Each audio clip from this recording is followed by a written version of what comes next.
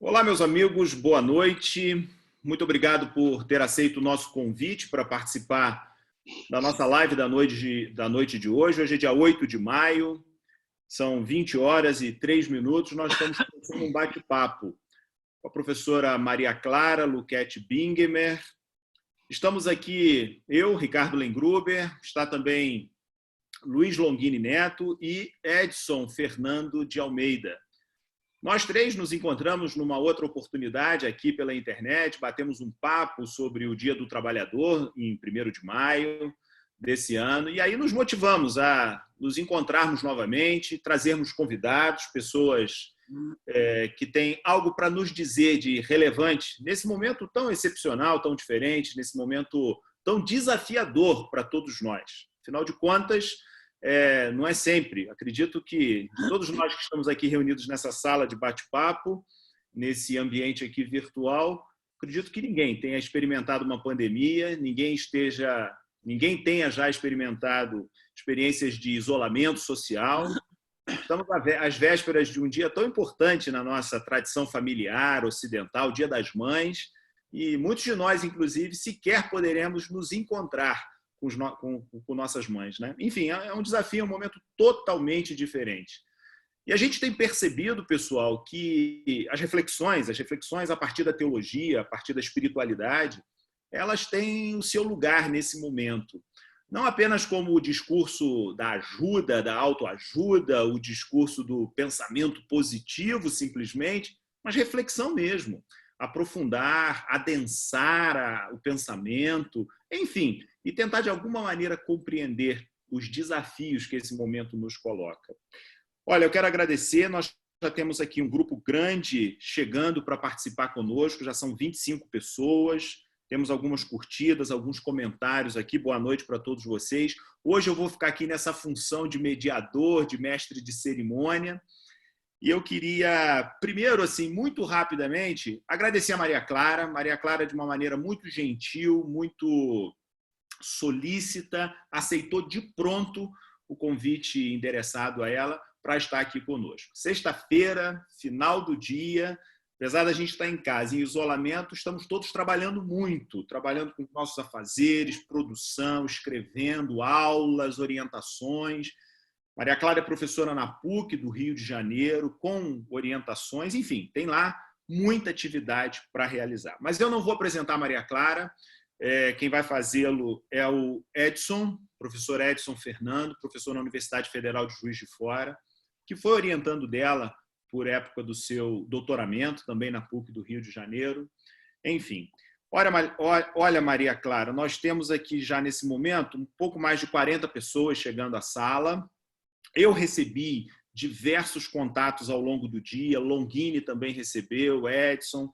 Tem gente, inclusive, de fora do país que escreveu aqui dizendo eu quero rever a Maria Clara, conversar com ela novamente.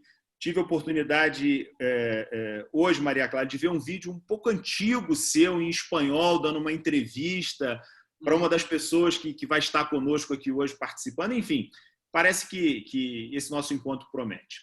Edson, meu amigo, boa noite para você, seja muito bem-vindo, obrigado por estar aqui no canal, a palavra está contigo. Boa noite, Ricardo, boa noite, Longini, boa noite, minha querida professora Maria Clara, boa noite a todos e todas que estão aí conectados, né? Pô, que privilégio, que maravilha poder apresentar a Maria Clara, imagina, eu sou fã dessa mulher de carteirinha, e a Maria Clara é uma pessoa queridíssima. A gente dizia lá na época da PUC, eu acho que isso continua ainda, ela era a musa dos protestantes lá da PUC, entendeu? Todo mundo queria ser orientado pela Maria Clara, essa combinação de ternura, de profetismo, inteligência. Eu acho que é um privilégio para todos nós, né, podermos fazer parte desse círculo aí, que é a amizade que a gente desfruta da Maria Clara. Ela é graduada em comunicação social, né? Ela é mestra em teologia pela PUC Rio e doutora pela Pontifícia Universidade Gregoriana de Roma, né? Um trabalho interessantíssimo sobre Inácio de Loyola. Desse trabalho resultou o livro Em Tudo Amar e Servir. Hoje eu tive a oportunidade de dar uma revisitada nesse livro, que é a tese de doutorado da professora Maria Clara. Ela é professora do Departamento de Teologia da PUC-Rio, coordena a cátedra Carlo Maria Martini, né? E se dedica, assim, ultimamente, muito especialmente, aos estudos sobre a mística cristã, né? Ela é uma das coordenadoras do grupo Apofatiké, Estudos Disciplinares em Mística, né? Ela é esposa do Eck, que é uma figura muito querida, mãe de 3 filhos, né? 2 meninas e um menino, e 4 netos, né? 5 netos. 5 netos, né? E apaixonada pela teologia, pela mística, pela espiritualidade. Então, Maria Clara, eu já vou logo perguntando a você como é que surgiu essa sua paixão pela teologia. É uma história interessante, porque no ano de 1975, eu tinha acabado de me formar em comunicação social na PUC. E fui convidada para trabalhar na CNBB, na Conferência dos Bispos, que nesse momento era aqui no Rio, agora é em Brasília, mas nesse momento a CNBB estava ali na Glória, né? Tinha a CNBB em cima, Caritas embaixo. E fui convidada para trabalhar no setor de meios de comunicação, pelo então padre Alfredo Novak, que depois foi bispo de Paranaguá, já falecido. E eu fui, estava grávida da minha terceira filha, né? E corriam os anos de chumbo no Brasil.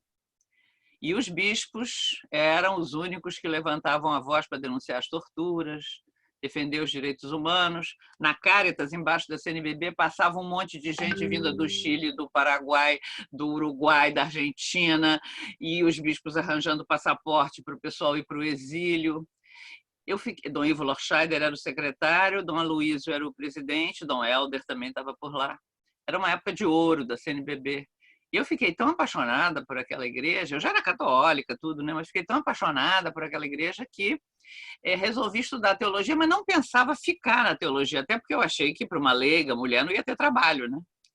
Então, pensava me formar, estudar mais e depois voltar para a comunicação social. Procurei um curso desses de catequese superior que tinha no Rio, Lumen Christi, Mater Ecclesiae, não sei o quê.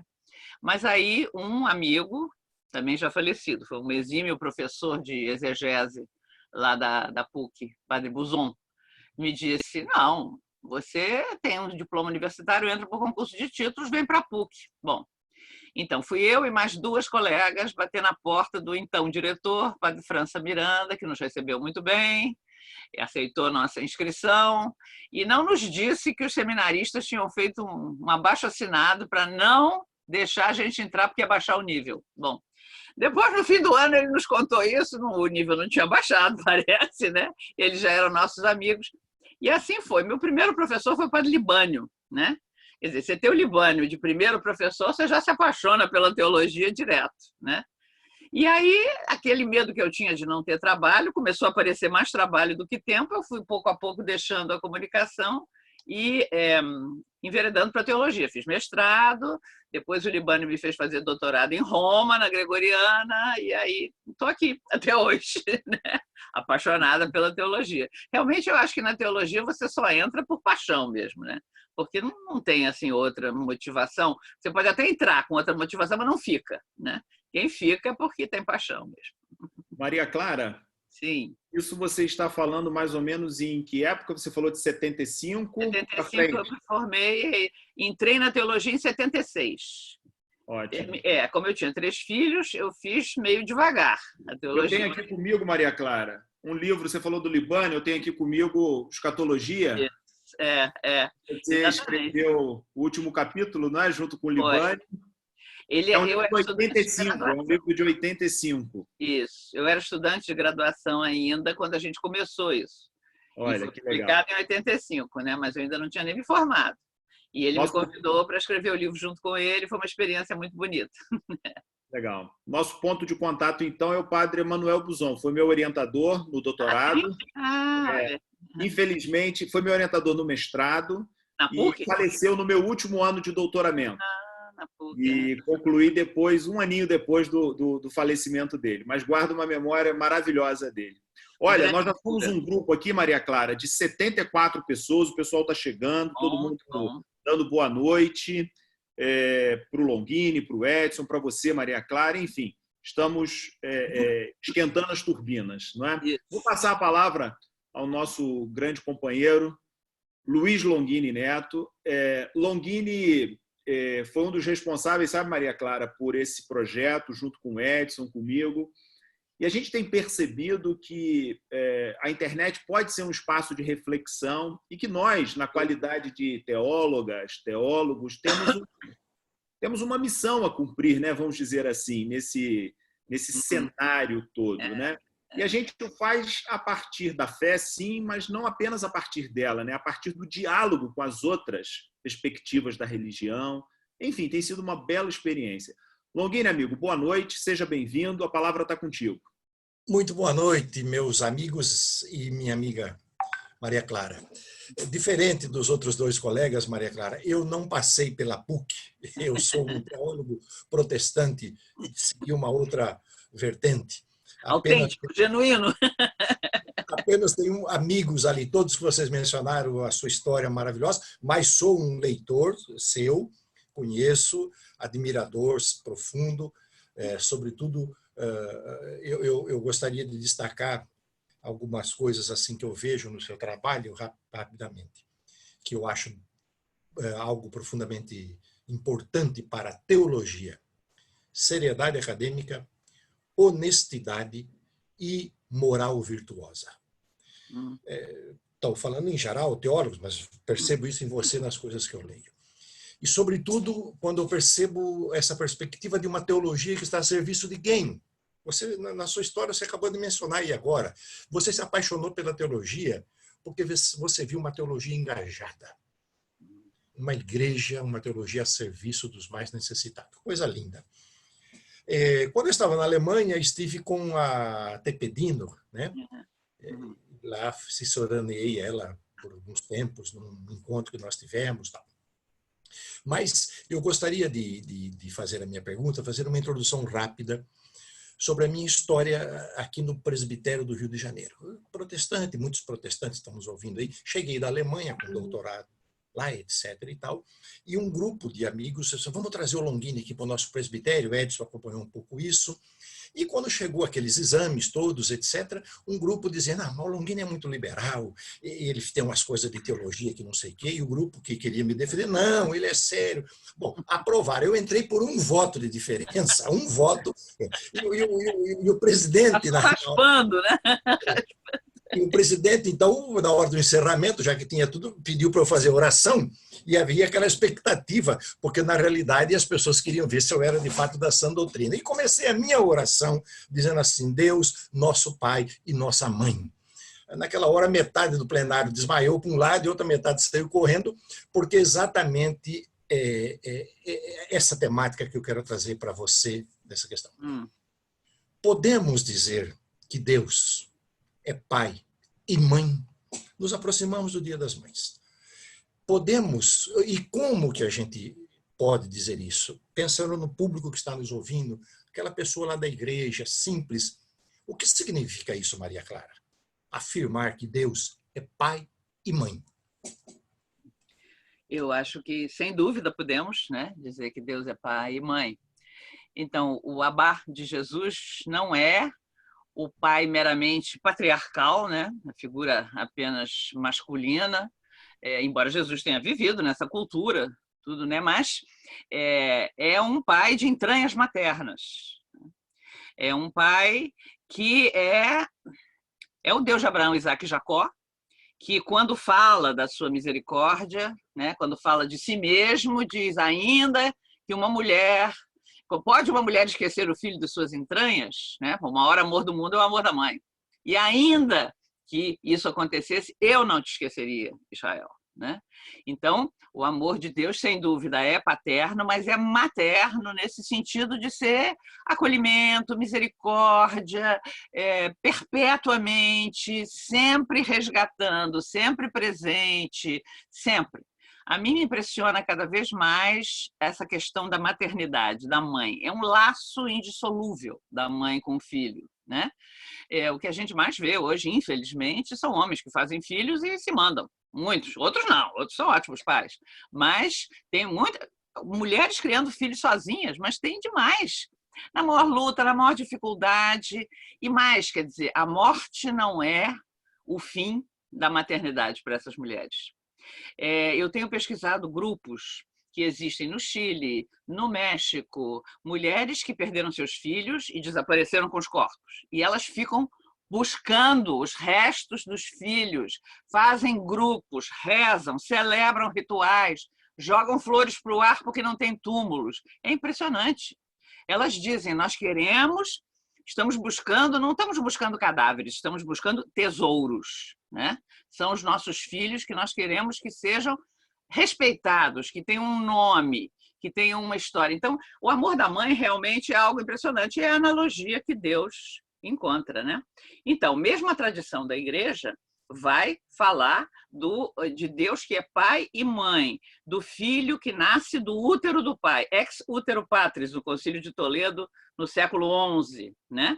Então, realmente, eu acho que se pode, sim, dizer Deus pai e mãe. Agora, como a nossa fé é trinitária, tem que ver como as três pessoas divinas entram nessa dinâmica do amor materno. E eu acho que se pode perfeitamente encontrar caminhos para uma linguagem trinitária que fale desse Deus pai e também mãe, né? Sem separar, porque eu acho que é uma tendência, às vezes, de dizer que o Espírito Santo é a maternidade divina, e o Espírito Santo é que tem os gestos, a simbologia materna. Acho que não só. Deus Pai, o próprio Filho, quer dizer, na encarnação, muitas feministas tinham dificuldade com isso, porque como é que Deus se encarna num varão? Então a mulher está fora da encarnação, absolutamente. Quem deu a carne a esse varão? A mulher, a mãe, né? Então, Maria, né, está dentro do mistério da encarnação e nós somos, quer dizer, nós cremos nesse mistério que Deus se faz carne, carne de homem e de mulher, né? E Deus, que é pai, é mãe também, é o pai maternal, mãe paternal. Eu acho que se pode perfeitamente chamar Deus de mãe. É perfeitamente legítimo e é fiel à revelação, né? Agora, Maria Clara, rapidamente aqui a gente já está chegando a um grupo de 100 pessoas, enfim, o Danielson Varperkovic, ele faz um comentário aqui bastante interessante, ele faz uma lembrança, na verdade, né, sobre o Apocalipse, sobre as dores do parto, né, que é uma referência explícita, né, à mulher, né, à condição do corpo, inclusive, da mulher. Maria Clara, todas essas representações, claro, do ponto de vista simbólico, a gente encontra tanto o elemento masculino quanto o elemento feminino presentes, né? Isso não é exclusividade da tradição judeu-cristã, né? É um elemento, digamos, humano, né? Isso está presente nas manifestações culturais, religiosas. Eu queria te fazer uma pergunta que é a seguinte: e como é uma mulher fazer teologia, né? Ou seja, o olhar da mulher, ele é um olhar próprio, né? Ele é diferente do olhar masculino e necessário, né? Sobretudo num tempo como o nosso tempo, né? Que é um tempo que, não obstante todos os avanços que a gente em determinados momentos conseguiu lograr, conseguiu avançar, fazer, nós vivemos num país em que a violência contra a mulher é a ordem do dia, não é? As mulheres são vítimas preferenciais da violência. E não pela violência em si, mas pela sua condição de mulher. Então, eu queria te ouvir um pouco sobre isso, né? Como é fazer teologia sendo mulher, né? Num cenário de violência contra a mulher? Então, podemos dividir a resposta em dois. Fazer teologia sendo mulher já é uma aventura, né? Porque agora já há uma trajetória, já há uma história feita, né? Mas nós fomos pioneiras, eu, Ana Maria Tepedino, a Biga do Longini, Teresa Cavalcante e outras. Nós fomos, assim, meio primeiras. Aqui na América Latina já havia toda uma escola feminista de teologia nos Estados Unidos, alguma coisa na Europa, mas aqui nós fomos realmente as primeiras, né? Então, a gente enfrenta bastante obstáculo, né? E a gente foi aprendendo por ensaio e erro, né? Uma das coisas, por exemplo, que eu senti já bem no começo é que a gente não deve falar, enquanto teólogo, o tempo todo só da questão da mulher. Porque senão ela entende disso, só fala sobre... Não! Falar de Deus, de Jesus Cristo, a cristologia, a eclesiologia, e nós fizemos assim desde o início. Acho que isso foi uma coisa que ajudou bastante, porque, quer dizer, se vê que a mulher tem competência e é especialista em várias áreas. Quem é biblista, né? Falar da mulher na Bíblia, não, só é Bíblia, né? Aquilo que ela estudou, Antigo ou Novo Testamento, enfim, né? Isso desde o início. Depois, a outra coisa que eu acho que foi um aprendizado importante foi há espaços vazios dentro da igreja, ocupa-se e tenta se ocupar bem. Eu acho que assim é que vai se ganhando possibilidade de que o discurso teológico feminino, a presença feminina na teologia vai crescendo, né? O confronto direto eu acho que nunca é uma boa coisa, não se perde mais do que se ganha, né? Agora, ocupar bem um espaço que estava vazio, você cria um fato eclesiológico. E contra fatos não há argumentos, né? Pode-se tentar argumentar contra. Então, isso é uma coisa. A questão da violência contra a mulher é realmente algo terrível, né? Me impressiona muito a questão do feminicídio, quer dizer, a mulher ser morta porque é mulher, por ódio ao que ela é, né? A sua feminilidade, que é algo com que ela não tem como não ser aquilo que ela é, né? E é um dado de realidade que ela carrega o seu corpo, que é diferente da corporeidade masculina, e é por isso que muitas vezes ela sofre violência. Um dado que me impressiona muito é que, com esse tempo de pandemia, a gente pôde observar a violência doméstica cresceu, pelo fato das mulheres estarem mais em casa, convivendo mais com os companheiros, né? Que, em geral, são eles os agressores, né? Isso é uma coisa assim, muito impressionante. Uma tentativa de dominação pela força física. Por isso, me parece que as mulheres têm que descobrir uma solidariedade e ficar juntas, né? Isolar-se, calar-se, não dizer, não falar sobre o que está passando é muito ruim, né? E eu acho que muitas mulheres descobriram isso, né? E foram formando uma rede de solidariedade importante. Há poucos dias, eu estava ouvindo uma cantora, ela é cantora e compositora mexicana, que no México o feminicídio está nos níveis mais altos do continente, né? Muito bonita, uma canção forte, onde ela diz isso, né? Se apagam teus olhos, nos levantamos todas, nenhuma menos, né? Tudo isso. E então, é isso. Acho que fazer teologia é fazer teologia num contexto onde a mulher está sujeita à violência e está constantemente exposta a isso, mas onde ela também tem condição de mostrar a sua força, que não é a supremacia da força física, mas é outro tipo de força, né? E essa força tem que ter o elemento da solidariedade, da rede, da sororidade vivida em conjunto. Sororidade e também com os homens, né? Eu acho que, pouco a pouco, os homens vão sendo convertidos para a causa feminina e vão formando uma rede junto com as mulheres. Frei Beto, que é muito amigo nosso, tem do Edson, né? E daqui de casa também, Frei Beto tem um artigo muito bonito, Meu Lado Mulher, onde ele diz, meu lado mulher, faz isso, meu lado mulher. É isso. Todo homem tem um lado mulher, toda mulher tem um lado ânimos, né? E nós não somos seres absolutamente confinados dentro de um gênero, né? Nós temos elementos, predominam o elemento do nosso gênero, da nossa pertença e da nossa orientação sexual, mas temos também outros elementos da outra área, né? A psicologia hoje, para eles, isso é tranquilo. E eu acho que isso é muito rico. Para a cristologia é muito rico, né? Então, quando se pensa em Jesus de Nazaré, era um homem, evidentemente, né? Mas a ânima de Jesus de Nazaré era muito exposta, era muito visível, era um homem sensível, que não tinha pudor dos próprios sentimentos e que sempre tratou as mulheres com respeito, com carinho, numa cultura onde as mulheres eram bastante oprimidas, né? Então, eu acho que o cristianismo também tem esta revolução que ainda é pouco explorada, é pouco valorizada. A revolução da maneira como Jesus de Nazaré tratava as mulheres, né? Acho que a igreja ainda não tirou todas as consequências disso. Maria Clara, dentro desse assunto ainda, a questão da mulher, a gente percebe na sua obra que ultimamente o seu interesse tem se voltado muito para mulheres, né? Essa sororidade a qual você se refere, né? Adélia Prado, Etty Hillesum, né? Simone Weil, né?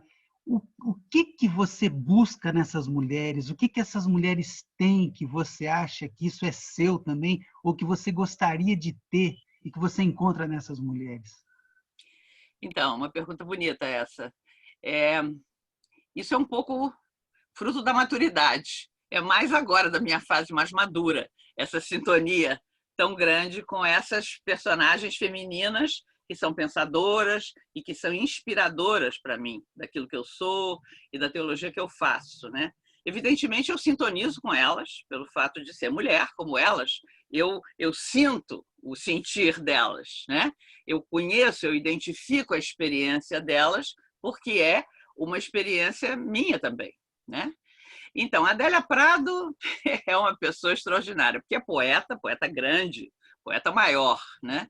E é mulher, mas assim, muito mulher, casada, mãe de filhos, né? Bate o osso no prato para chamar o cachorro, tudo aquilo que ela diz. E ela tem o dom, e eu acho que isso é uma coisa própria da mulher, de puxar a transcendência para o cotidiano, né? E dali fazer surgir a sua poesia. É uma coisa linda isso, né? Porque ela é uma mulher de uma profunda fé, muito inteligente, cultíssima, né? Formada em filosofia e tudo, né? É catequista, ou seja, alguém que atua na pastoral, tem um trabalho, e é uma pessoa que consegue dizer as coisas mais místicas, mais profundas, mais afinadas com o mistério de Deus, dentro da realidade mais cotidiana, dentro dos afazeres domésticos, dentro da relação com o marido, dentro da amizade com as vizinhas, né? Eu acho que isso é um dom assim fantástico e é uma coisa que as mulheres temos, né? De viver o cotidiano e conseguir dali puxar a transcendência para dentro desse cotidiano, né? O homem, parece que o homem tem mais tendência à abstração, né? E bom, por isso os homens deram grandes filósofos, grandes pensadores, né? Cada um com seu dom. Agora, eu acho, por exemplo, que uma filósofa como a Simone Weil, que eu gosto muito, né? É uma filósofa assim imensa. Se ela não tivesse morrido aos 34 anos, morreu aos 34 anos e tem 19 volumes de obras que estão sendo publicadas, né? Que não foram publicadas em vida, mas que ainda estão sendo publicadas. Então, uma mulher assim, uma pensadora brilhante, mas todo o pensamento dela vai sempre junto com um compromisso com os mais pobres, com uma atividade prática, com um perfil completamente diferente de Adélia Prado. Simone Weil nunca se casou, né? Mas nunca dissociou pensamento, vida, experiência. Aquilo é uma coisa assim completamente integrada dentro dela. Então, acho que essa integração entre cabeça e corporeidade, entre pensamento e prática, me fascina muito nessas mulheres. Etty Hillesum é uma jovem, né, judia, nunca foi cristã, nasceu e morreu judia, né? E através de um grande amor é que ela descobriu Deus. Uma pessoa que tinha muitos namorados, uma mulher bonita, fascinante, né? Então, o começo da vida dela foi assim de uma sexualidade à flor da pele, digamos. Até que ela encontra um homem mais velho, Julius Speer, se apaixona muitíssimo, discípulo de Jung, um grande psicólogo, né? E se apaixona por ele, e um dia ele diz a ela: você devia rezar. E ela começa, né? É uma experiência mística assim, digna das mais conhecidas místicas, Teresa de Ávila, uma profundidade, uma coisa impressionante. Mas, de novo, Etty Hillesum tem essa experiência profunda de união com Deus, de união amorosa, mas a um certo momento ela sente que tem que assumir o destino do seu povo. E voluntariamente ela vai para o campo de triagem, dali para Auschwitz e morre na câmara de gás, para não ficar separada do seu povo. Então, de novo, né? Ela não conseguia, né, ficar protegida de um destino que era o destino do seu povo. E ela se sente chamada e vai aí. Então, é um pouco isso que me fascina, sabe, nessas mulheres que eu tenho estudado e que continuo estudando e que vou continuar aí descobrindo elas. É essa síntese feliz entre corporeidade, pensamento e experiência de Deus. Nada é separado, nada é posto em compartimentos, tudo é integrado, né?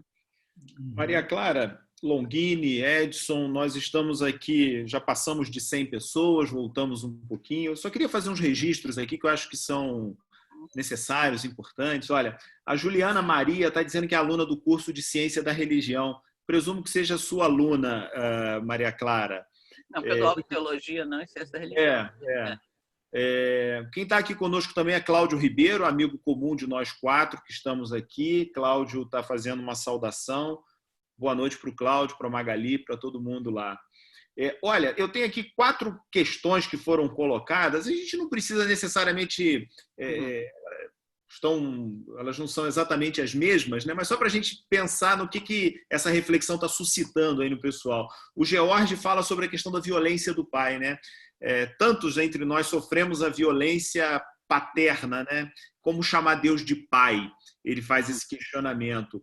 O Tiago faz uma constatação, Longini, que a gente fazia antes. Ele diz assim: nós somos a maioria de homens aqui na live e na audiência também, pelo menos aqui no chat, há muitos homens presentes, né? Desculpe, posso fazer uma observação? Isto é algo bem protestante. E se fosse a maioria de católicos, seria a maioria de mulheres. Sem dúvida. Mas, Maria Clara, a esse respeito, eu acredito que Longini e Edson concordem comigo. Na vida concreta das igrejas, onde as coisas de fato acontecem, quem sustenta são as mulheres. Inseguras. A pirâmide está de cabeça para baixo nesse aspecto, né? O Sebastião, nosso ex-aluno lá no Bennett, Edson, fala da Elza Tamés e das mulheres como liderança nas comunidades primitivas, no próprio núcleo, digamos assim, do entorno de Jesus, né, do seu segmento. E o Márcio Capelli faz uma observação bastante interessante. Maria Clara, como pensar esses vínculos de solidariedade que você acabou de mencionar, né? Ele fez essa pergunta exatamente no momento que você estava falando sobre os vínculos afetivos e de sororidade entre... num momento em que há tanta crítica às identidades de gênero não fixas, digamos assim, né? Aí uma questão, depois eu vou passar a palavra para o Longini, queríamos te ouvir um pouquinho. Então, quando você diz identidades de gênero não fixas, são as identidades de gênero homoafetivas ou com outras orientações sexuais, é isso? Não fixas? Eu presumo que sim. Foi o Márcio que fez esse comentário. Imagino que eu vou ler exatamente o que ele colocou, porque eu acho que vale a pena. Como pensar esses vínculos de solidariedade num momento em que há uma forte crítica a identidades fixas, inclusive a feminina? Ah, sim. Quando há uma forte crítica a identidades fixas, inclusive a feminina. Eu acho que justamente aí que é importante, né? Pensar nesses vínculos de solidariedade, porque a solidariedade ela não é uma massa amorfa onde os ingredientes vão entrando e sendo misturados. Cada um constrói a solidariedade com aquilo que ele é, com a sua identidade. Só entrando com a nossa identidade numa solidariedade é que pode haver diálogo, colaboração, cada um aportar a riqueza e a particularidade e a característica que ele tem, né? Então, eu acho que aí, realmente, não sei se é isso que o Márcio teve a intenção de dizer, meu querido aluno Márcio Capelli, meu querido doutorando, né? Primeira vez que eu fui a Brasília receber com ele o prêmio CAPES de tese, com uma brilhante tese que ele fez sobre Saramago, né? Gosto muito dele. Então, acho que o Márcio quis dizer com identidades fixas justamente pode ser identidades rígidas, talvez, rígidas, que não são permeáveis às diferenças e aos matizes que a identidade humana tem, né? E que é uma riqueza muito grande. Então, acho que a verdadeira solidariedade, a verdadeira afetividade é aberta para que cada pessoa, cada ser humano entre e participe com aquilo que é, né? E, justamente, eu acho que essas diferenças que são, muitas vezes, excluídas, boicotadas, postas sob suspeita, né? Porque elas perturbam as visões compartimentadas que, muitas vezes, se tem sobre o que é um homem, o que é uma mulher, né? Eu acho que, hoje em dia, nós vivemos uma época onde as pessoas que estão se atrevendo a mostrar suas diferenças estão apanhando muito e sofrendo muito. Mas eu acho que os frutos as gerações seguintes vão colher, né? Será um mundo mais rico, mais aberto justamente às diferenças, e vai entender que ser humano é algo de uma riqueza infinita, né? De ser a imagem e semelhança de Deus. Então, você não pode cercear os vários matizes, os semitons, as notas musicais de sinfonia que esse ser humano mostra, né? E, justamente, eu acho que aí você passa de identidades fixas, no sentido de rígidas, para identidades que vão se deixando construir a partir do encontro, do diálogo com a identidade do outro, né? A alteridade vai nos construindo.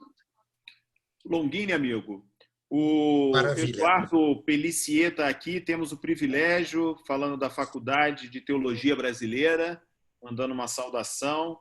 Léa Cordeiro está por aqui. Enfim, há muitas saudações aqui, o Jaci, o Bruno Roberto, a Marli Tomás, tem um grupo de amigos aqui participando, enfim. Longini, a palavra está contigo, amigo. Que bom. Então, um grande abraço a esse pessoal que está aí conosco, amigos e alunos. Maria Clara, ouvir você nessa hora, aqui nesse diálogo, eu, como homem, pai, enfim, casado, tudo, é maravilhoso. Porque você está fazendo aquilo que você falou há pouco na sua primeira colocação. Você faz teologia como mulher. É isso que é importante, para ultrapassar essas barreiras. E nós precisamos disso. Nós precisamos desse tipo de teologia. É muito importante. E eu havia lido, Ricardo, do Jorge Vinícius aqui, e exatamente isso eu gostaria de falar, trazendo, Maria Clara, a uma experiência da minha prática pastoral. Primeiramente, dizer que eu sou filho de um italiano lá no interior de São Paulo, aquelas famílias de italiano com 8, 9 tios, e que eles não tinham outra maneira de educar, a não ser batendo com bambu, com cabo de vassoura, com borracha. Meu pai dava cada pisa em mim lá, que eu vou te contar. Me custa até hoje anos de psicanálise, de psicoterapia. Você sabe como é que é esse negócio. Mas, enfim.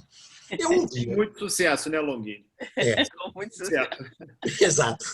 Maria Clara, presta atenção. Um dia, fazendo um sermão na segunda igreja presbiteriana de São Carlos, à noite, eu preguei sobre o Pai Nosso. E falei de Deus como Pai, como Pai, como Pai. Aí, quando eu cheguei na porta, nossa prática, vamos cumprimentar as pessoas ali, uma moça segurou na minha mão e disse: pastor, não posso aceitar que Deus seja Pai. O meu pai era um homem violento, ele começou a falar ali, me batia em mim, batia na minha mãe. Foi um negócio doido. Eu chamei ela assim para o gabinete, o meu escritório, ela estava chorando, segurei na mão dela e disse: minha querida, Deus também é mãe. Eu falei isso, ela assustou. Quase caiu de costa. Aí eu falei: é aqui que eu vou. Porque a referência, vamos dizer, afetiva dela, a referência era a mãe, não era o pai. Claro. Aí eu falei de Deus como mãe. Só para fazer uma referência à sua fala anterior disso que você falou. Porque isso, gente, todo mundo que está nos ouvindo aqui, os colegas, pastores e amigas e amigos, nossos alunos, precisa estar na nossa prática pastoral. E sobre isso eu tenho uma pergunta muito pontual, vendo a sua trajetória e, sobretudo, o seu cuidado na sua teologia com a mística, com a espiritualidade. Você fala de uma prática ignaciana, todos nós conhecemos o que significa isso, da disciplina de uma espiritualidade inaciana. Então eu quero fazer uma pergunta para você, pensando naquelas mulheres, que eu sou pastor lá da favela, numa mulher como você, que é mãe, avó, eu tenho minha nora que tem 3 filhos, minha filha tem um filho, essas mulheres que são, como você falou aí, que dia a dia, como assumem como pais, etc. A minha pergunta é muito pontual. Qual é o papel hoje de uma disciplina espiritual? Primeiramente para as mulheres, nesse sentido. Mas você pode ampliar. Qual é o papel dessa disciplina espiritual, vamos imaginar, para uma mãe, nesse aspecto? Bom, então, a disciplina, primeiro a gente tem que despi-la da carga negativa que essa palavra adquiriu. Essa palavra é a categoria, né? Disciplina é sinônimo de canga, de lei, de opressão, né? Disciplina não. A disciplina é uma coisa libertadora. Ela tem que ser para libertar, não é? Então, aí a disciplina tem sentido, tem razão de ser. Então, dentro da ascese cristã, né? Então, a disciplina, a ascese não é um fim em si mesmo. Ascese pela ascese, quanto mais penitência, quanto mais disciplina, melhor. Não, a ascese é para liberar para a mística, justamente, né? É para ordenar os afetos, é para abrir, né, o entendimento, o corpo, o coração, para se entregar plenamente à relação com Deus e à relação com os outros.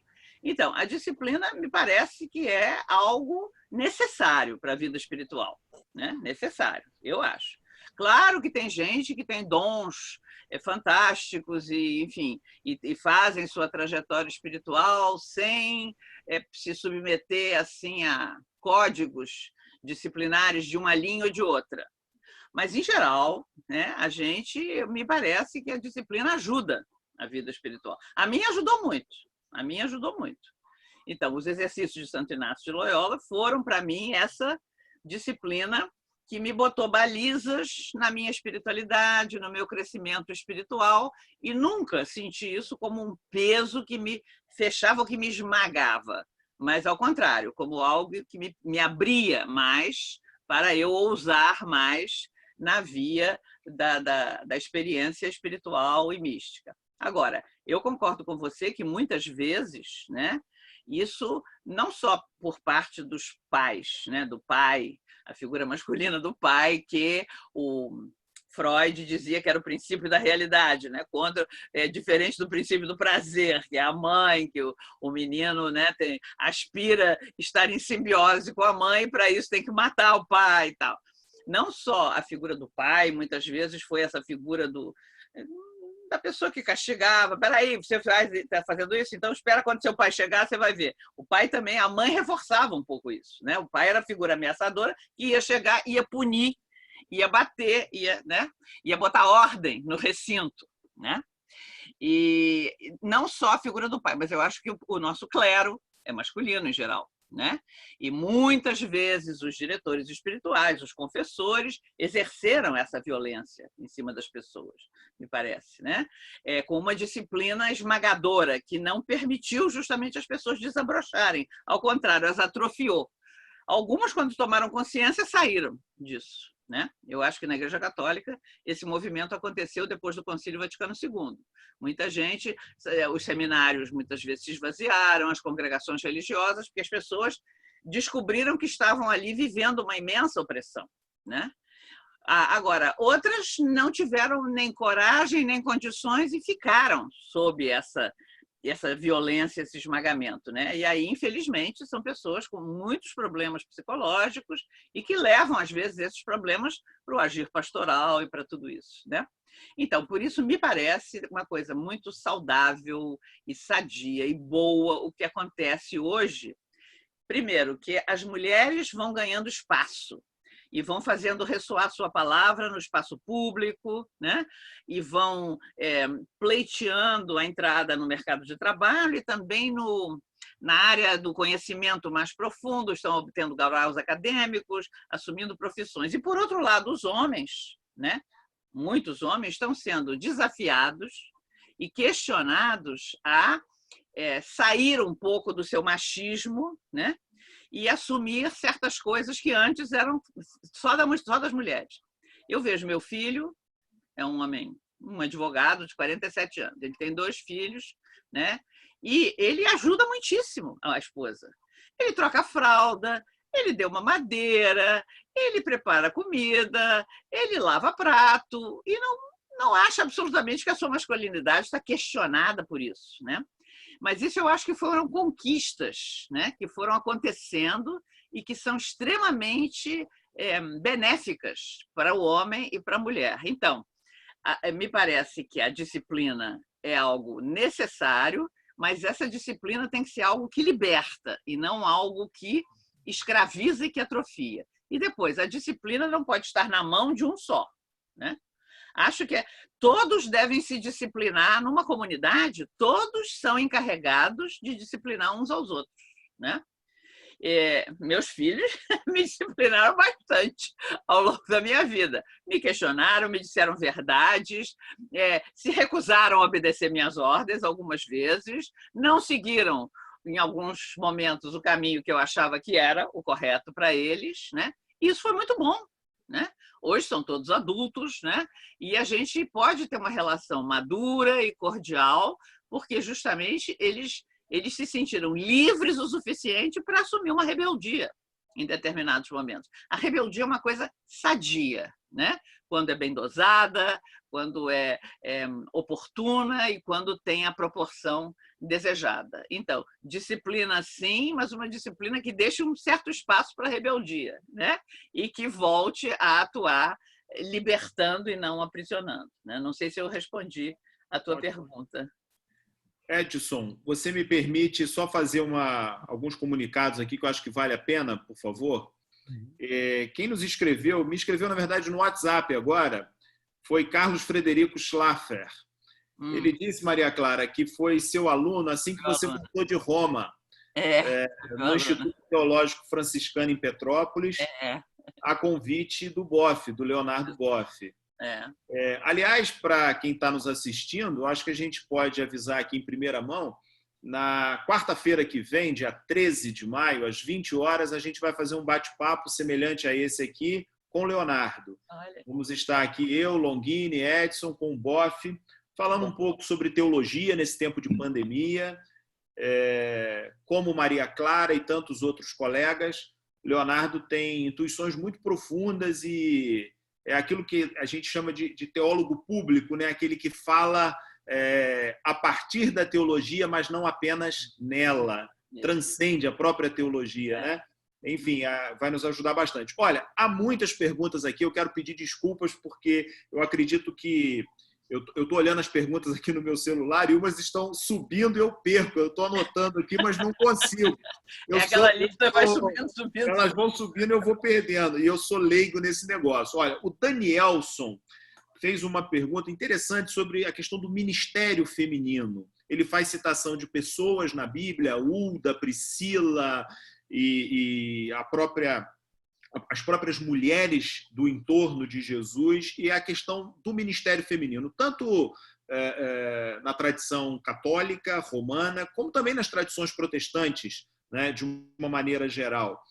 O Luiz Carlos fala um pouco sobre ecofeminismo, a questão ambiental. Aliás, a gente está mergulhado num tempo aí de pandemia, que é exatamente isso. Eu acho que é um pouco desdobramento de toda essa falta de cuidado humano, não é? com a criação, entendida teologicamente. O Gersinho, meu colega de turma, Gerson estudou na PUC, presumo que tenha sido seu aluno, Maria Clara. Gerson faz um questionamento sobre poder e feminilidade. Se na igreja isso é uma conjunção que incomoda, e se incomoda, eu já estou respondendo aqui um pouco, é claro que incomoda, né? Por que incomoda? Enfim, tivemos duas observações interessantes, Maria Clara, da Solange, da Laila também, quando você comentava sobre o seu filho, né? Elas dizem aqui, não, ele não está ajudando, ele está fazendo o papel dele. É o que ele tem que fazer, exatamente. Nada mais do que a obrigação dele, né?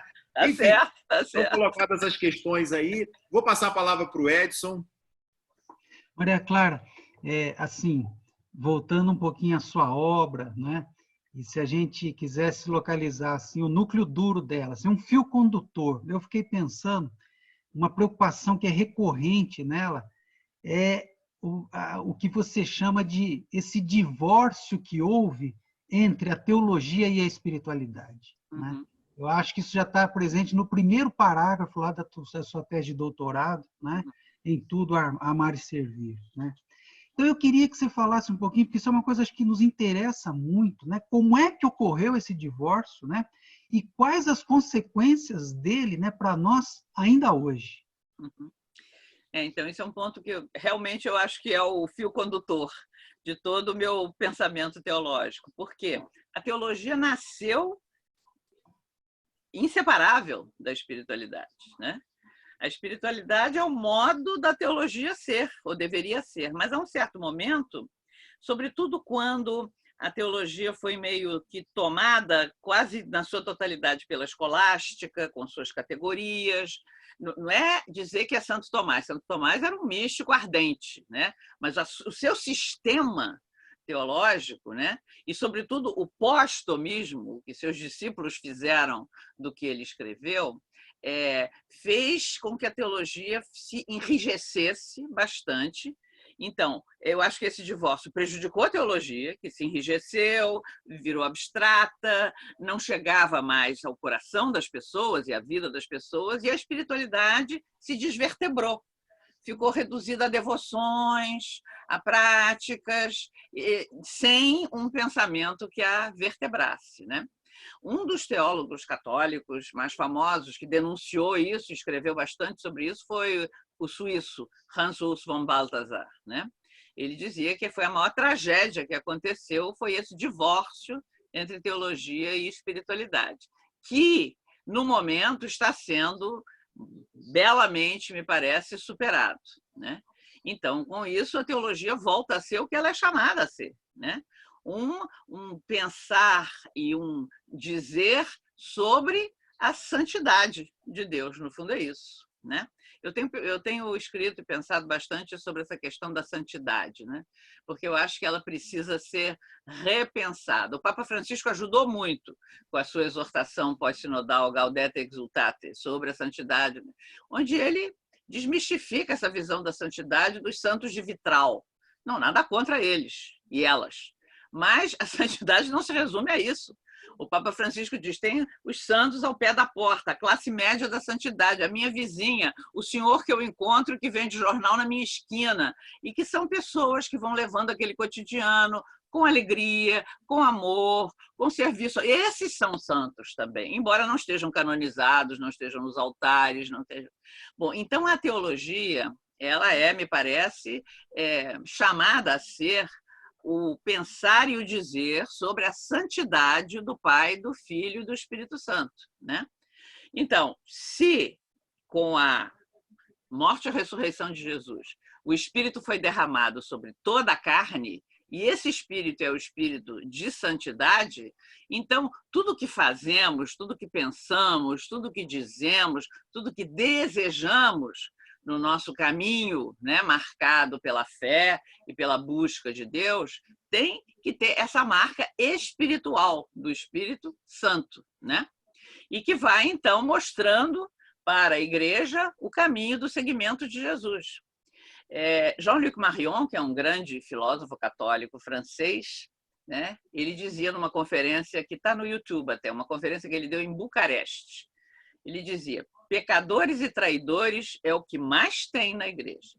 Mas é impressionante que depois de 21 séculos a igreja consiga produzir santos. E consegue. Está aí a Madre Teresa, Monsenhor Romero, Dietrich Bonhoeffer e tantos e tantas, anônimos também, que a gente nem sabe os nomes, mas a igreja produz santos. O cristianismo consegue realmente configurar vidas, né, fazendo com que haja pessoas que são outros cristos nos altares da vida cotidiana, né? Por isso eu bato tanto nas minhas aulas de redescobrir o batismo. Não é possível que o batismo continue a ser concebido como o detergente que apaga a manchinha. O batismo é muito mais que isso. O batismo é a imersão da pessoa no mistério pascal, onde ela emerge da morte com Cristo para ser outro Cristo, né? Então, bom, meus alunos do Centro Loyola diziam, não, mas nós não somos como as freiras e os padres, eles são anjos. São anjos coisa nenhuma. São homens e mulheres com desejos, com paixões, com pecados, com erros, como nós. Pelo batismo temos todos essa vocação, né? De sermos outros Cristos, nada menos. Não podemos nos contentar com menos, né? E aí é que eu acho que uma teologia que não se divorcia da espiritualidade pode ajudar. Uma teologia que seja fria, meramente acadêmica, né? Abstrata e que não chegue nas pessoas, eu não sei como ela poderá ajudar. O grande Rahner, que é o maior teólogo católico, me parece, da contemporaneidade, fez isso com a teologia trinitária. Ele dizia, o discurso trinitário, a teologia trinitária se afastou completamente da vida das pessoas, né? Então, é preciso fazer isto voltar. E ele, então, cunhou um axioma, que é assim, o que marca a teologia trinitária depois do concílio. A trindade econômica é a trindade imanente e vice-versa, né? Então, a trindade econômica é Deus agindo em nosso favor, Deus conosco, né? O que Deus mostra, revela no seu agir em nosso favor, no seu habitar a nossa terra, a nossa pessoa, é o que ele é em si mesmo. Então, isso que nós experimentamos de Deus não é um subproduto dele, uma lasquinha, uma casquinha. Não, é ele mesmo. Agora, outra coisa é que a nossa experiência não esgota o que ele é, né? Então, a trindade imanente, mas o que experimentamos economicamente, né, na economia da salvação, é o que Deus é em sua vida eterna, né, o Pai, o Filho e o Espírito Santo. Então, isso, se não tivesse havido esse recasamento da teologia com a espiritualidade, né, nós não poderíamos estar dizendo isso que Rahner, nesse caminho que Rahner nos abriu, né, na teologia trinitária. Maria Clara, eu fiquei pensando aqui numa fala sua agora sobre o fato de que a Igreja, a despeito dos pecadores e dos que somos todos nós, ao longo de tanto tempo, ela continua produzindo santos. Eu confesso que eu fiquei um pouco incomodado com essa lógica, com essa direção. E eu queria te ouvir um pouco sobre a figura de Maria. E eu vou me explicar, né? A mim me parece que há uma inversão nisso tudo, ou pelo menos há uma circularidade. Não é simplesmente a Igreja que produz santos, são os santos que sustentam a Igreja, ou seja, a Igreja, na verdade, ela como instituição ou como manifestação, digamos assim, da presença, né, de Deus na história, ela se ancora na experiência concreta de homens, de mulheres, né, com as suas dificuldades, com as suas dores. Eu me lembro da Pietà, né, a Maria com Cristo morto nos braços, que é um pouco o sentimento que eu tenho nessa pandemia, né? As famílias sem poder enterrar os seus mortos, caixões lacrados, né? E não raro, são lá as mulheres que estão lá em torno daquilo ali.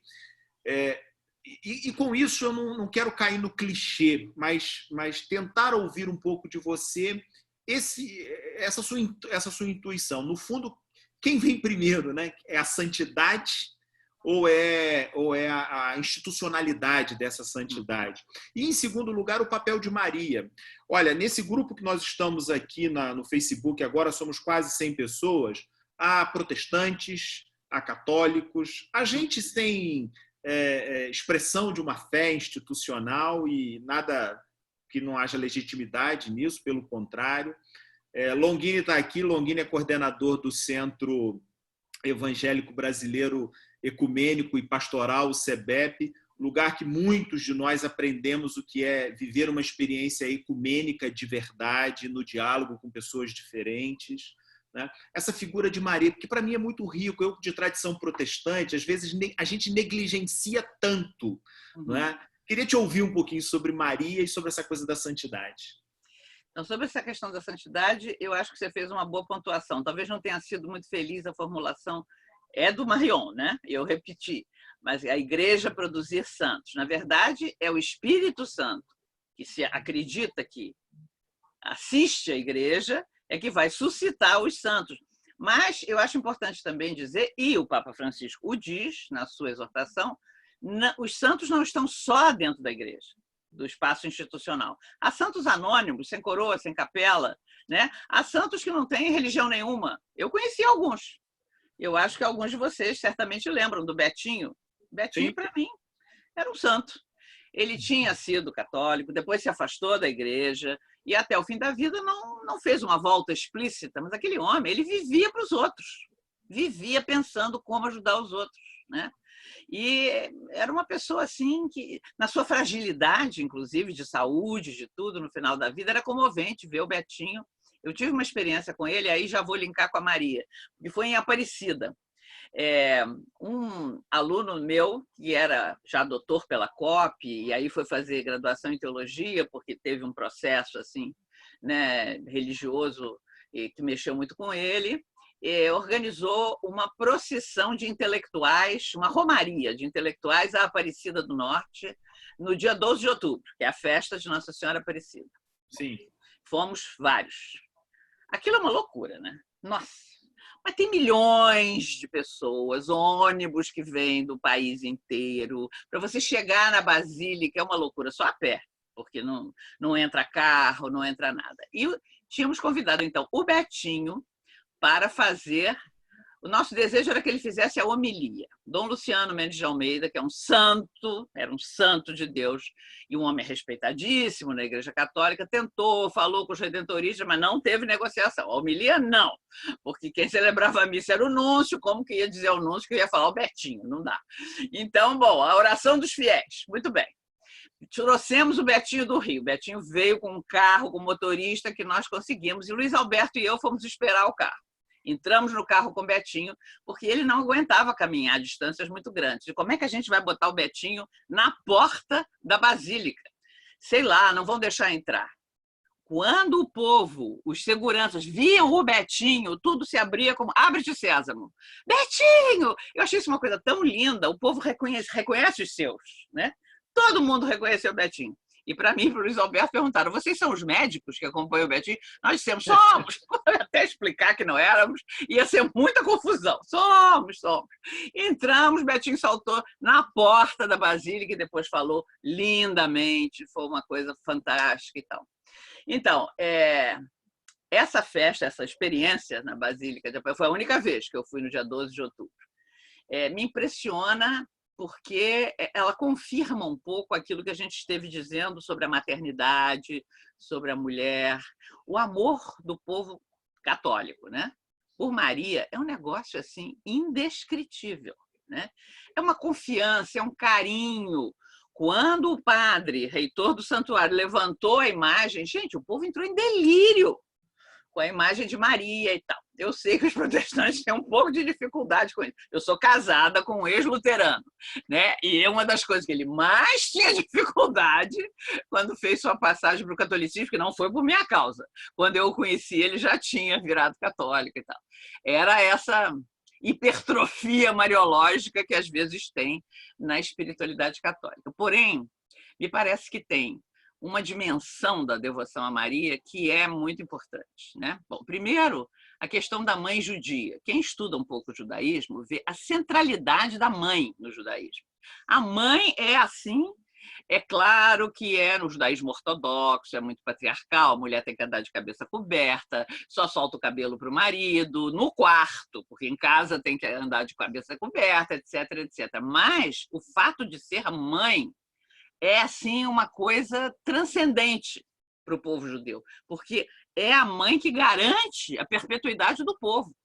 Depois do Holocausto, então, a consciência das mães judias cresceu mais ainda, porque tinham que repor 6 milhões de vidas, né? Então, é algo assim muito central.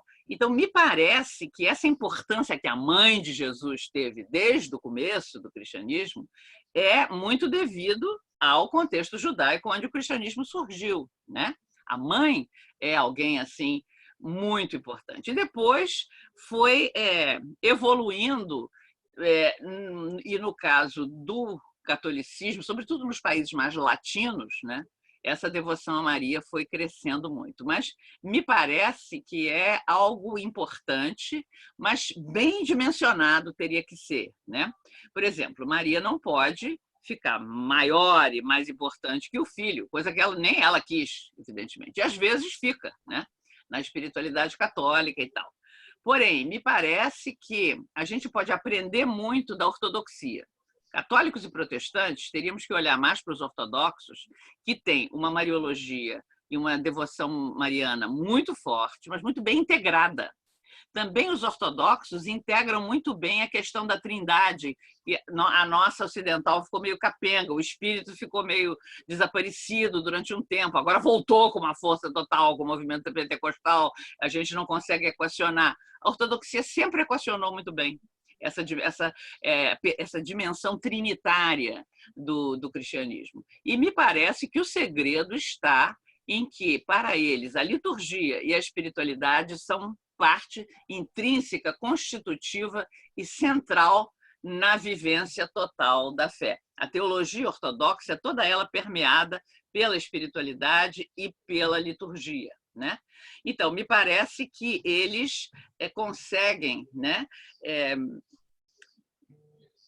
viver uma devoção mariana, uma espiritualidade, uma devoção a Maria forte, né, mas proporcional, sem agigantar Maria em detrimento do cristocentrismo que tem que haver no cristianismo, né? E nem tampouco diluir Maria em devoções que acabam descambando para outro tipo de coisas que às vezes realmente acontece, né? Em todo caso, eu acho que, e sobre isso tem uma pensadora que eu gosto muito, que é ateia, mas que se ocupa muito de mística, de religião, é uma búlgara, nasceu búlgara, mas ela mora na França e escreveu e pensou em francês. Ela é psicanalista, semióloga, enfim, uma pensadora fascinante, realmente. Escreveu um livro sobre Santa Teresa d'Ávila e ela é fascinada com a figura de Maria, porque ela diz o Ocidente tinha o discurso mais forte do mundo sobre a maternidade e deixou isso se perder, né? Quando justamente varreu para longe a figura de Maria ou celebrou Maria de um jeito que não era o adequado, e ela propõe e acha que tem que redescobrir a importância de Maria para dentro do discurso, nem é só cristão, ocidental, humanista, ela é uma humanista, né? O humanismo ocidental ficou manco com a perda do discurso sobre Maria, né? Então, me parece que Maria é um desafio que está aí proposto para nós católicos, para vocês protestantes e para todo aquele, toda aquela que hoje pensa numa humanidade mais humana, né? Me parece que a figura da mulher, da maternidade, foi meio que atrofiada, enforcada, esganada, expurgada, e nós construímos um mundo pouco humano, né? Então, toda a volta da ecologia, da terra, tudo isso são elementos femininos que estão voltando, né? Então, me parece que a mãe, né, e, no caso, Maria entraria dentro disso, tem que ser, outra vez, integrados ao nosso pensar, ao nosso dizer, ao nosso falar e ao nosso agir, né? É todo um programa que tem diante de nós. Maria Clara, Edson, me dá um minuto só para eu repercutir aqui a fala do Jaci. O Jaci foi nosso aluno lá no Bennett, está participando muito aqui no chat. Ele fala sobre o Betinho. Ele conta uma história pessoal dele com o Betinho, Maria Clara, dizendo o seguinte: o Betinho era genial. Uma vez, na campanha Fome Zero, falei com ele que me chamariam de reformista por estar ali naquela campanha. Importante dizer que o Jaci era filiado ao PSTU, então por isso ele está falando do reformista aqui. Enfim, o Betinho deu um sorriso e disse: rapaz, para o faminto o importante é comer. Se você é revolucionário, reformista, não importa. Até porque, na prática da solidariedade, recebemos mais do que doamos. E isso não é reformismo, isso é revolucionário. Olha só, que bonito. Edson, está contigo a palavra. Edson, você está sem o microfone, amigo. Está mudo. Não, se há um tempinho ainda, então eu queria, né, perguntar para a Maria Clara sobre a importância, né, que a literatura tem, né, para ela como uma forma de experiência divina no mundo, né? Que isso é uma coisa muito forte também nos escritos da Maria Clara. Eu queria que ela comentasse um pouquinho isso. Então, eu sempre fui uma apaixonada por literatura, mas ela só começou a ficar mais presente na minha teologia mais recentemente, né? Hoje eu estou convencida que a literatura é a nova e excelente mediação hermenêutica para a teologia, né? Então, a filosofia continua, as ciências sociais, que nós tivemos assim, séculos que era só a filosofia, que era a mediação hermenêutica para a teologia. Depois, as ciências sociais entraram fortemente, depois do concílio, aqui na América Latina, com a teologia da libertação. Então, a sociologia, a economia, a história entraram, e eu acho que foi muito importante. Mas acho que hoje nós estamos num momento onde a literatura, a arte, a poesia, a estética estão voltando a ser as mediações hermenêuticas fundamentais para fazer teologia. Rubem Alves não me deixa mentir, né? Toda a teologia de Rubem Alves começou fazendo a teologia da libertação, né? Mas à medida que ele foi amadurecendo como teólogo, ele foi mais e mais se voltando para a poesia, para a narrativa, né? Me parece que a teologia hoje ela tem que continuar sendo especulativa, mas tem que ser mais narrativa, né? A narração é muito importante, né? Então, a catequese, a formação, tudo isso são contar histórias. Você tem que rememorar a história, você tem que fazer memória de Jesus, de Maria, dos apóstolos, você tem que ativar a imaginação das pessoas, e nada melhor para ativar a imaginação das pessoas do que os textos literários, do que os poemas, do que as músicas, as canções, do que as artes plásticas, né? Me parece que hoje essa via da literatura, e aí quando eu falo literatura eu estendo também, né, para a pintura, para as artes plásticas, para a beleza, né? A estética, a representação da imaginação, do imaginário religioso, eu acho que é muito importante para a teologia. Tem até uma área nova que se criou, chamada teopoética, né? Onde muitos de nós têm trabalhado, Márcio Capelli, Alex Vilas Boas, enfim, tem muita gente. Edson também faz suas incursões, né? Porque ele gosta muito de poesia, é meio poeta nas horas vagas, né, Edson? Então, eu já vi ele falar a partir de poemas, porque muitas vezes você está sem palavras, né? O auditório que você tem diante de você não é propriamente crente ou confessional, e você não sabe se usando um texto sagrado aquilo vai entrar. Um poema, um texto literário abre imediatamente os horizontes, né? E ajuda as pessoas a se identificarem, a se colocarem. Me parece assim importantíssimo. E as afinidades entre a teologia e a literatura são muitas, né? Ambas são ciências inspiradas, né? A inspiração do escritor, do artista, do hagiógrafo na Bíblia, né? É a mesma que deveria fazer o teólogo produzir seu discurso e seu texto, né? Então, é uma coisa que a gente ultimamente anda se encontrando bastante, e também ver o teólogo como um bardo, né? Um cantor, o cantor do mistério de Deus na realidade, né? Aquele que vai descobrir os acordes e as harmonias e as palavras e as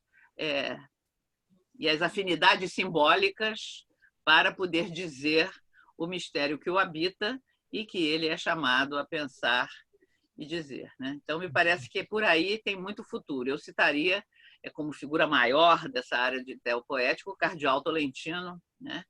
que é um cardeal da Igreja Católica, é um biblista, fez doutorado em Bíblia, um poeta. O Tolentino eu conheci ainda em Portugal como reitor da Universidade Católica Portuguesa. Reitor não, ele era diretor da teologia e transitava pelos meios cultos ali da cultura portuguesa e também de outros países da Europa. Foi convidado a pregar um retiro para o Papa ficou tão fascinado que o fez arcebispo e depois imediatamente cardeal. Ele hoje é o bibliotecário do Vaticano, né? Então, ali ele está no seu elemento. Nós fomos visitá-lo em Roma e ele nos mostrava aquelas preciosidades que tem na Biblioteca do Vaticano, textos assim antiquíssimos e tal. Então, é uma pessoa que tem trabalhado muito essa afinidade entre teologia e literatura. Ele tem textos belíssimos. Tem um que comenta Atos 17 e ele intitula o seu texto quando os pagãos que transtornaram o mundo. Poetas, né? Aquele negócio de que quando Paulo chega no Areópago e cita poetas, né? E aí todos ficam imediatamente assim fascinados. Enfim, então me parece que por aí é um grande caminho para a teologia. Maria Clara, Edson, Longini, olha, são 21 horas e 20 minutos, 1h20. A gente tinha planejado 1 hora de bate-papo, mas... E tem gente aqui pedindo mais meia hora, etc. Mas eu acho que é bom deixar um gostinho de quero mais. Quero mais. A gente volta, se for o caso. Um gostinho de quero mais. Olha, eu vou passar a palavra ao Longini, ao Edson, para se despedir. Queria falar com o pessoal que está nos assistindo, pedir a gentileza de compartilhar essa live, porque aí ela repercute e outras pessoas vêm participar em outros momentos com a gente, de outros bate-papos tão relevantes, tão profundos quanto esse que a gente está batendo hoje. Curta lá a página. Depois eu vou colocar aqui nos comentários o canal do YouTube, porque nas próximas a gente vai tentar fazer uma transmissão via Facebook e via YouTube também. Enfim, a gente está tentando se aprimorar, se melhorar nessa questão. Queria, Maria Clara, eu não vou falar por último, vou deixar o Edson encerrar nosso bate-papo com você. Queria te agradecer muito por vir aqui até o nosso canal, bater esse papo com a gente. Esse momento tão difícil, como a gente falou lá no início, a gente tem percebido que a teologia pode ser, né, uma palavra de esperança, uma palavra de ânimo, né? Eu tinha uma pergunta para te fazer, escrita aqui, sobre... A gente tem um problema, né? Jesus é um ser humano do sexo masculino, né? E a questão da feminilidade. E Jesus sendo a figura central, né, do cristianismo e tudo. Mas você respondeu isso magistralmente já na sua primeira intervenção, né? Então, essa questão está superada, vamos colocar assim. Longini, a palavra está contigo, depois o Edson, para encerrar esse nosso bate-papo. Pessoal, quarta-feira, dia 13, 20 horas, a gente espera todo mundo aqui no canal para bater um papo com o Leonardo, amigo de nós 4 que estamos aqui e de muitos de vocês que estão aí acompanhando. Dia 13 de maio, que é quarta-feira, 20 horas, 8 horas da noite. Que bom. Olha, que papo tão gostoso. Muito grato, Maria Clara. Eu quero também apresentar aqui os meus cumprimentos. Eu convidei várias pessoas, mulheres teólogas da igreja, estão aí participando, colocando, fazendo críticas e dando sugestões. Isso tudo é maravilhoso. Na minha primeira... Eu ia perguntar também sobre santidade para você, Maria Clara, o seu livro com o texto Papo. Você já respondeu 2 vezes de maneira magistral. Que ótimo, é isso mesmo, a santidade e a humanidade. E você falou uma coisa na primeira pergunta que eu fiz sobre Deus Pai como Mãe, que me tocou muito e voltou agora. Isso perpassou a sua fala toda da maternidade. Dia das Mães que está chegando. Eu queria ler um trecho que está em João 19, apenas um versículo, na hora da crucificação de Jesus. Como bom protestante, nós vamos ler a Bíblia aqui agora. Coisa que o Ricardo não fez até. Aqui diz assim, vocês conhecem esse texto de maneira maravilhosa. Junto à cruz estavam a mãe de Jesus e a irmã dela, e Maria, mulher de Cleopas, e Maria Madalena.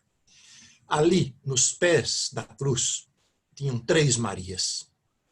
E uma tia de Jesus, que não aparece o nome dela. Uhum. A mãe Maria e uma tia. Tia é mãe 2 vezes. Olha que esse versículo, como retrata de maneira fenomenal essa maternidade. É. Eu sou muito protestante, a cada dia sou mais protestante. E a cada dia sou mais fã de Maria. Quanto mais eu leio de Maria... E agora, hoje, você me deu a dica. Na Alemanha, eu tive com ortodoxos, eu vou começar a estudar essa questão na teologia ortodoxa. Isso é fantástico.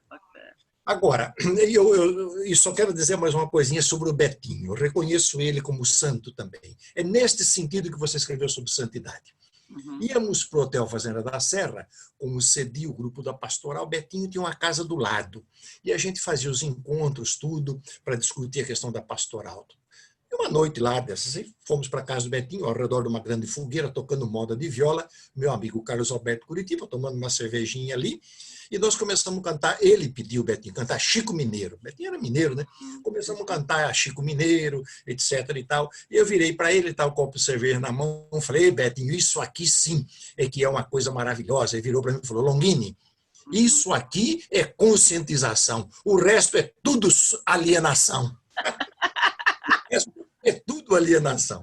É o bom humor do Betinho. Muito legal. Humor, né? E eu encerro dizendo uma palavra do meu amigo Carlos Caldas, um doutor aí, conhece você, todos nós. Ele disse assim hoje, não pode assistir, Maria Clara é a primeira dama da teologia no Brasil. Então você fique com este elogio, a primeira dama da teologia. Muito obrigado, Maria Clara. Deus te abençoe. Maravilhoso o nosso encontro. Obrigada. Não é maravilhoso saber que temos uma mulher teóloga dessa envergadura, né? Que hoje é uma referência não só aqui na América Latina, mas no mundo todo, né? Convidada a ocupar diferentes cátedras aí pelo mundo e honrando a teologia brasileira, latino-americana, católica, ecumênica e protestante também, né? Então eu me sinto muito orgulhoso, né, de estar junto da Maria Clara, né? De fazer parte desse círculo de amigos aí, né, dela, e agradeço muito a Deus a sua vida, Maria Clara. É Amém. sempre maravilhoso. Eu sempre, com a Maria Clara, eu aprendi a fazer teologia de joelhos. De joelhos. Eu sempre lembro dessa expressão dela lá na pós-graduação da PUC, fazer teologia é fazer teologia de joelho, cara, né? Então, de toda essa intelectualidade, todo esse dinamismo, né, mais cognitivo, de tudo está filtrado, né, pelo corpo, pelo afeto, né, por essas entranhas que eu aprendi isso com você, Maria Clara, te agradeço muito. Eu queria terminar com um poema do nosso querido Carlos Rodrigues Brandão, nosso grande Brandão, antropólogo e poeta, um grande estudioso, né, do catolicismo popular, e o poema é Sonhar. Desenha, Deus, no caderno um arco-íris. És bom pintor, eu creio, um bom artista. Depois cantarola 7 notas como se fosses, meu Deus, um passarinho desses que cantam quando o sol vem vindo. Soletra o meu nome de criança, como quem lê na chuva o vento e depois me dá a mão como a um amigo. E que eu te ame assim, devagarinho, com velas e preces, pão e vinho, como se eu fosse um Deus e tu um menino. Ah, que lindo. Que lindo, muito lindo. Bem a cara dele. Muito lindo. Um beijo, boa noite para você. Obrigada a vocês. Maria Clara, Longini, Edson e a todos que estão nos acompanhando. Até agora nós temos um grupo imenso, Maria Clara. Essa live me chamou muito a atenção, diferente de outras que eu tenho participado, foi a fidelidade do público. Geralmente ela oscila muito, mas o pessoal está aqui, está acompanhando, nos comentários, um pessoal muito grande. Eu vou terminar com um textinho pequeno da Adélia Prado, a saudação. Ave Maria, ave carne florescida em Jesus, ave silêncio radioso, urdidura de paciência, onde Deus fez seu amor inteligível. Pessoal, boa noite. Maria Clara, nossa gratidão, nosso respeito e até uma próxima, tá bom? Obrigada. Gratidão. Muito obrigado também. Obrigada. Tchau.